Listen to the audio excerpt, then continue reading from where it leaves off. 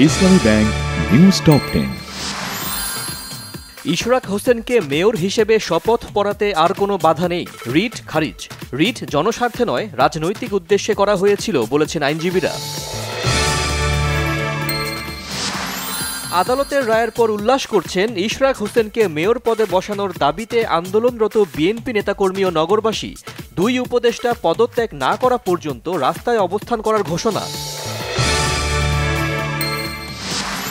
ইশরাক হোসেনের বিরুদ্ধে রিট খারিজে উচ্চ আদালতের রায়ে জনগণের বিজয় হয়েছে, মন্তব্য বিএনপির মহাসচিব মির্জা ফখরুল ইসলাম আলমগীরের।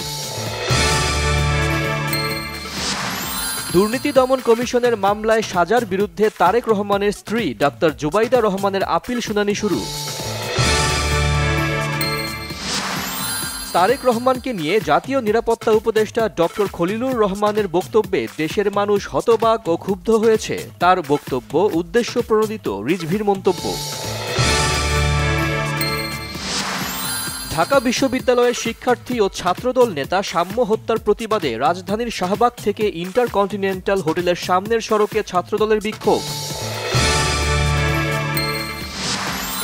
বাংলাদেশে জনগণের মৌলিক স্বাধীনতা ক্ষুণ্ণ করেছে অন্তর্বর্তীকালীন সরকার, বলেছে আন্তর্জাতিক মানবাধিকার সংস্থা হিউম্যান রাইটস ওয়াচ। পতনের বৃত্ত থেকে বের হবার চেষ্টায় সপ্তাহের শেষ কার্যদিবসে দেশের দুই পুঁজিবাজারেই সূচক বৃদ্ধির মধ্য দিয়ে লেনদেন চলছে।